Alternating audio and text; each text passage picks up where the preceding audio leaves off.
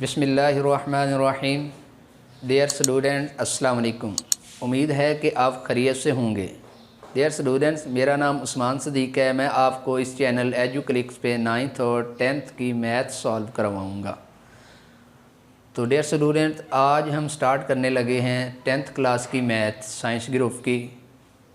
उसका chapter number 1 है quadratic equation. सबसे पहले तो हम क्वाड्रेटिक इक्वेशन को एक्सप्लेन करते हैं, वो है क्या, उसको मालूम करते हैं वो क्या है। जब वो आइडेंटिफाई कर लेंगे फिर आगे चलेंगे। तो बुक वाले ने पेज नंबर 2 पे इसकी डेफिनेशन जो की है, हम बिल्कुल बुक वाले को फॉलो करेंगे ताकि आपको आसानी हो, ताकि आप इजीली समझ सकें, क्योंकि बुक आपके पास हर टाइम अवेलेबल होती है। तो an equation which contains the square of the unknown quantity but no higher power is called a quadratic equation. An equation of the या an equation of the second degree, मैं साथ उर्दू में भी translate किया करूँगा ताकि आप भी समझ सके और जो उर्दू मीडियम स्टूडेंट्स हैं वो भी इजीली समझ सके। तो कहते हैं एक मुसावात जिसमें नामालूम मुतगय्यर की मिकदार मुरब्बे पे मुश्तमिल हो, उससे ज़्यादा उसका क़ुव्वत नुमा ना हो। यानी जो वेरिएबल है उसकी जो पावर है वो उस इक्वेशन में ज़्यादा से ज़्यादा 2 हो, 2 से ज़्यादा उसमें उसकी पावर ना हो। और उन्होंने इसमें बात की है अननोन वेरिएबल। अननोन वेरिएबल उन्होंने इसलिए कहा है कि अननोन वेरिएबल जो होता है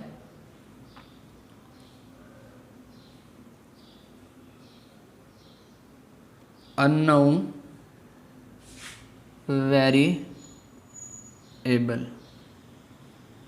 अननोन का मतलब वेरिएबल फिक्स नहीं है, कोई भी वेरिएबल हो सकता है।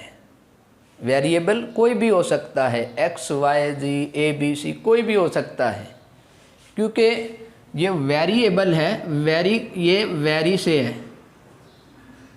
ये किससे है, वेरी से। इसका माना क्या होता है, बदलना, यानी ये बदलता रहता है कभी एक्स। और इसको डिनोट किससे करते हैं, इसको डिनोट करते हैं by any alpha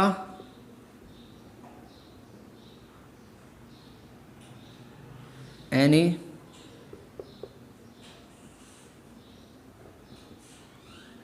English alphabet, यानी इंग्लिश के अल्फ़ाबेटिक से हम इसे डिनोट करते हैं। यानी एक्स भी वेरिएबल हो सकता है, वाई भी हो सकता है, जी भी हो सकता है, ए बी सी कोई भी हो सकता है इनमें से, क्योंकि वेरी का मतलब होता है बदलना।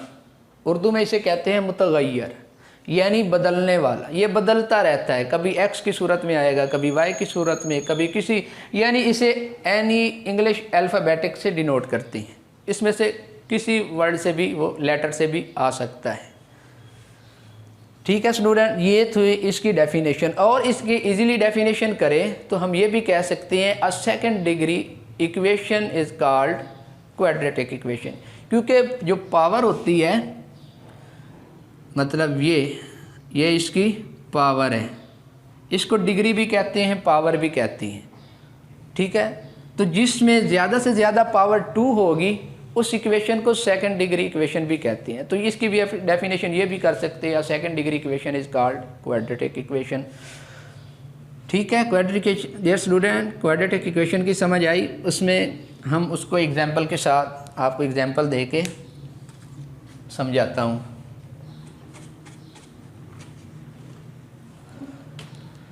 जैसे देखो, आपके पास है 2x की square plus 3x plus 1 equal to 0। तो जो डेफिनेशन इसकी है वो ये है कि पूरी इक्वेशन में जो वेरिएबल की पावर है वो ज़्यादा से ज़्यादा 2 हो, 2 से ज़्यादा उसमें वेरिएबल की पावर ना हो। ये जो होता है ये होता है वेरिएबल, और ये आगे जो डिजिट होते हैं इसे कोफिशिएंट कहते हैं और इसे कांस्टेंट। तो वो कहती इक्वेशन के जो है इक्वेशन हमारी, उसकी जो डेफिनेशन है क्वाड्रेटिक इक्वेशन की, वो डेफिनेशन ये है कि वेरिएबल की पावर उस इक्वेशन में 2 से ज़्यादा ना हो। तो इसमें हमने देखा जिसके ऊपर पावर ना हो, ऐसे समझो ये 3x है, इसकी पावर 1 ही होगी। अब इस पूरी इक्वेशन में ज़्यादा से ज़्यादा पावर 2 है, तो हम इसे कह सकते हैं ये क्वाड्रेटिक इक्वेशन है। एक हम और लिखते हैं 2x की क्यूब 3x की स्क्वायर 2x प्लस 3। अब इसमें आप देखें, इसमें क्या है, सबसे ज़्यादा पावर क्या है, क्यूबिक 3 है। इसे क्वाड्रेटिक इक्वेशन हम नहीं कहेंगे, ऐसे समझो ये 3 टर्म में हम लिख लेते हैं, ठीक है, ऐसे लिख लेते हैं। अब इसमें जो डेफिनेशन है उसको फॉलो नहीं कर रहा, तो इसलिए ये जो है क्वाड्रेटिक इक्वेशन नहीं काउंट होगी। क्वाड्रेटिक इक्वेशन कौन सी काउंट होगी, जिसमें वेरिएबल की ज़्यादा से ज़्यादा पावर क्या हो, 2 हो। 2 से ज़्यादा उस इक्वेशन में जितनी भी 3 टर्म है उसकी 2 से ज़्यादा ना हो। तो आइए, इसकी जो क्वाड्रेटिक इक्वेशन है इसकी 2 टाइप्स हैं। इसकी कितनी टाइप्स हैं, 2 टाइप्स हैं। तो पहली कौन सी है, पहली है स्टैंडर्ड फॉर्म। क्या है, स्टैंडर्ड फॉर्म।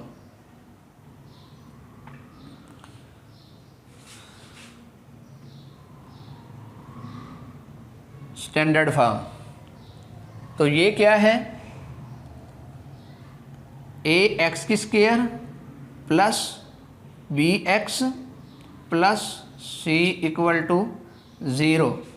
ये आपने लाजमी लिखना है a is not equal to 0, क्योंकि अगर हम a को 0 करेंगे तो फिर ये पूरी टर्म जो है ये 0 हो जाएगी। तो हमारे पास क्या बचेगा, bx प्लस c, फिर ये तो लीनियर इक्वेशन बन जाएगी, उससे रिड्यूस होके ये लीनियर इक्वेशन बन जाएगी। ये आपने लिखना है a is not equal to 0, ये है इसकी स्टैंडर्ड फॉर्म। और दूसरी कौन सी इसकी टाइप्स है, दूसरी इसकी है प्योर फॉर्म।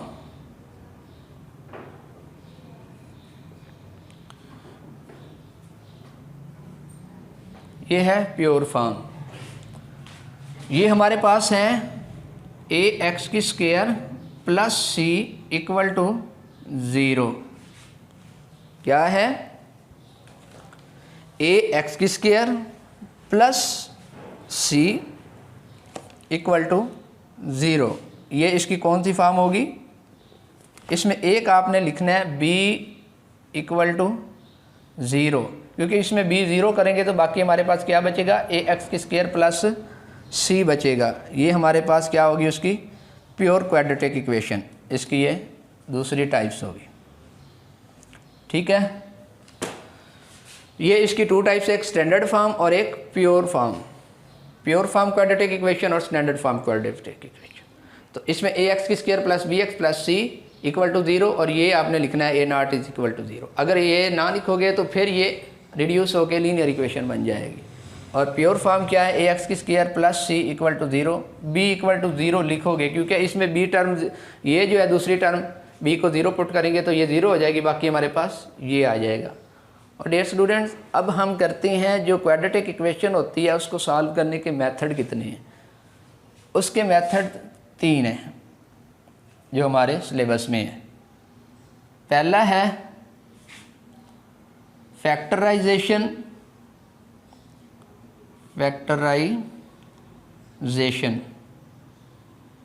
और दूसरा हमारे पास है इसका,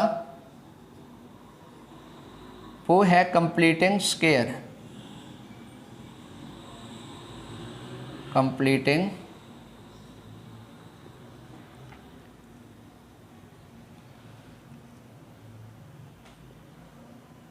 कंप्लीटिंग स्क्वायर, ये हमारे पास दूसरा मेथड है। तीसरा हमारे पास क्या है, वो है क्वाड्रेटिक फार्मूला।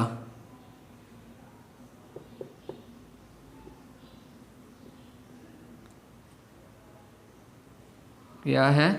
फार्मूला। ये तीन हमारे पास मेथड है जो आगे यूज़ होंगे इस चैप्टर में।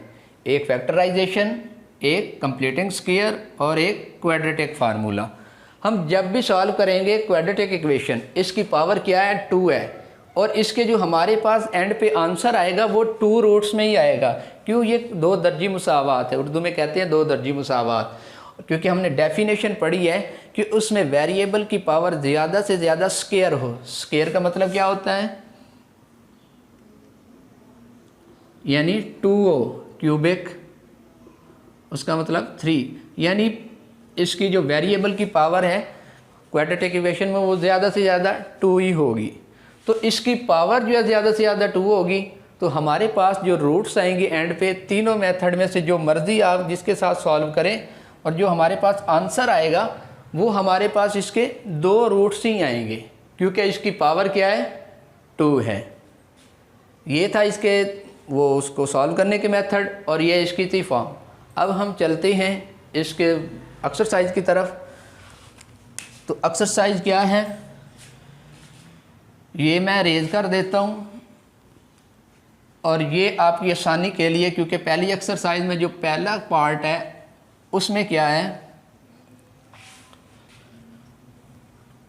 उसमें आपने बताना है कि स्टैंडर्ड फॉर्म कौन सी है और प्योर क्वाड्रेटिक फॉर्म कौन सी है। जो भी इक्वेशन दी होगी आप उसको सॉल्व करेंगे और बताएंगे कि स्टैंडर्ड फॉर्म कौन सी है और प्योर फॉर्म कौन सी है। एक्सरसाइज नंबर 1.1, ठीक है। तो इसका क्वेश्चन नंबर जो पार्ट 1 है उसमें 6 क्वेश्चन है। तो उसमें आज सबसे पहले हम करते हैं पहला क्वेश्चन। वो हमारे पास है x + 7 to x - 3 = -7। इसमें हमने इसको सॉल्व करके बताना है कि ये कौन सी फॉर्म है, स्टैंडर्ड फॉर्म है या प्योर क्वाड्रेटिक फॉर्म है। ये हमने दोनों में से बताना है। सबसे पहले इसको सॉल्व करते हैं, ठीक है। तो ये 2 ब्रैकेट्स में है, इसके दरमियान कोई अलामत नहीं है, तो हम क्या करेंगे, ये आपस में क्या हो रहे हैं? मल्टीप्लाई। अगर कोई चीज़ दरमियान में ना हो, 2 ब्रैकेट्स में हो, तो वो समझो वो मल्टीप्लाई हो रही है। जैसे आपके साथ 5 है, तो इसका आंसर क्या आएगा? 25, यानी मल्टीप्लाई हो रही होती है। तो इसको हम सॉल्व करते हैं। इसको पहले इस पूरी टर्म के साथ देंगे, फिर इसको पूरी इस टर्म के साथ। पहले इसको दें, ये x इस x से x की स्क्वायर, फिर यही x इस 3 से -3 से होगा, तो ये -3x होगा। अब ये इस पूरी से हमने इसको मल्टीप्लाई कर लिया, अब ये वाला इस पूरी के साथ मल्टीप्लाई होगा, यानी 7 प्लस है, ये इससे मल्टीप्लाई होगा तो 7x आएगा, और ये फिर इससे होगा, ये प्लस है और ये माइनस, प्लस और माइनस, ये जब मल्टीप्लाई होंगे तो हमारे पास जवाब जो आएगा ना वो माइनस में ही आएगा, ठीक है। अगर माइनस माइनस में होगा तो वो हमारे पास उसका आंसर क्या आएगा? प्लस में आएगा। अगर माइनस और प्लस में होगा फिर भी आंसर हमारे पास माइनस आएगा। अगर प्लस और प्लस में होगा तो उसका प्लस ही आएगा। तो ये प्लस है और ये माइनस है, तो हमारे पास जो नीचे आएगी टर्म वो क्या आएगी? माइनस। 7 को 3 से दी, ये हमारे पास 21 आ गया। ये हमारे पास वैसे का वैसे है। अब क्या करेंगे? मज़ीद सिंप्लीफाई करेंगे। ये हमारे पास 7x प्लस का है और ये -3x है। और जो 7 है ऐसे समझो 7 आपके पास है और 3 आपने देने हैं, तो हमारे पास बाकी क्या बचेगा 4x। आपने 7 में से 3 आपने किसी को देने थे वो दे दिए, बाकी हमारे पास 4 और ये हमारे पास -21 नहीं आएगा। ठीक है, इसको अभी इसी साइड पे रखें, ये -7। अब मज़ीद सिंप्लीफाई करेंगे, उसको इधर लेके आएंगे क्योंकि क्वाड्रेटिक की जो इक्वेशन होती है वो इक्वल टू 0 की होती है। ये 2x + 4x -21 और ये इधर माइनस है। ये समझो अगर माइनस के एक इक्वल के एक साइड पे माइनस है वो दूसरी साइड पे आएगा तो प्लस हो जाएगा। एक साइड पे अगर मल्टीप्लाई हो रहा है तो दूसरी साइड पे जाके डिवाइड हो रहा है, डिवाइड हो जाएगा। तो ये इधर -7 है, इधर आके क्या हो जाएगा +7 और ये इक्वल टू 0 हो जाए। अब मज़ीद सिंप्लीफाई करते हैं इसे, x² + 4x। अब आपके पास 7 है लेकिन आपने देने कितने हैं 21, तो आपके बाकी कितने आपने देने हैं, कितने बचे 7 आपने दे दिए और बाकी आपके कितने बचेंगे जो आपने देने हैं अभी वो 14। ये हमारे पास जो हमने सॉल्व की तो ये आंसर है। अब हम इसको देखेंगे क्या ये प्योर फॉर्म है या क्वाड्रेटिक फॉर्म है। आप उसके टाइप्स की तरफ जाएं, उसमें से ये किसके इक्वल आ रही है। ठीक है, ये ax² और ये x², ये भी +4x इसमें भी है। ये जो a b c है ये होते हैं रियल नंबर। क्या होती हैं a b c are real number, ये रियल नंबर्स होते हैं। रियल नंबर्स क्या होते हैं मैं आपको उसके भी, any number that can be plotted on number line. ये हमारे पास एक नंबर लाइन है, ये 0 से स्टार्ट होती है। इसकी राइट जानिब हमारे पास जो होगा वो सारे क्या होंगे प्लस में और जो लेफ़्ट साइड पे होंगे वो माइनस में होंगे, -4 -5 +2 3 4 5। अब कोई भी नंबर जो इस लाइन पे आएगा वो रियल नंबर होगा। ठीक है, एग्जाम्पल हम दे रहे हैं, एग्जाम्पल लेते हैं हम, ऐसे समझो 1 है, ये इस लाइन पे आ रहा है तो ये क्या है रियल नंबर। ठीक है, अब हम ले लेते हैं 0.5 ले लेंगे तो क्या ये रियल नंबर है, ये भी यहाँ पे आ रहा है 0.5 आएगा फिर 1 आएगा। तो ठीक है, ये 1 किया तो ये इस लाइन पे आ रहा है, अब 0.5 किया तो वो भी इस लाइन पे आ रहा है, तो ये भी क्या है रियल नंबर है। अगर हम कोई और ले लेते हैं, या में से कोई भी आप ले लें जो इस लाइन पे आएगा, 3 ले ले 4 ले ले, कोई भी ले ले, जो भी इस लाइन पे आएगा वो क्या होगा रियल नंबर होगा। ठीक है स्टूडेंट,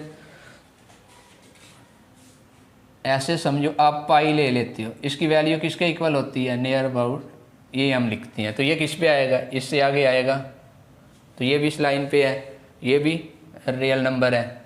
ठीक है, तो डियर स्टूडेंट अब हम इसका और इसका कंपैरिजन करेंगे, क्या ये स्टैंडर्ड के साथ मिलती है या प्योर फॉर्म के साथ मिलती है।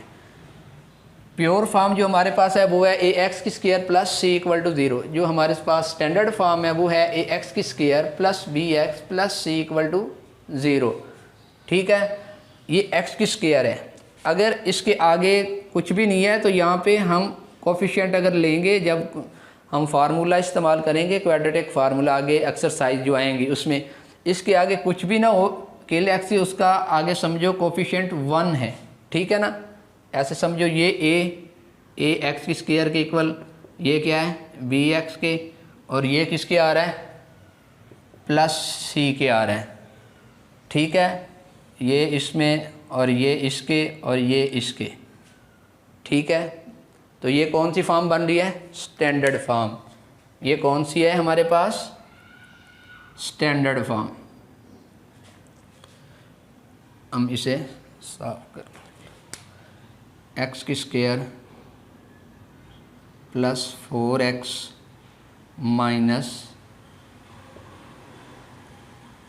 ये क्या है?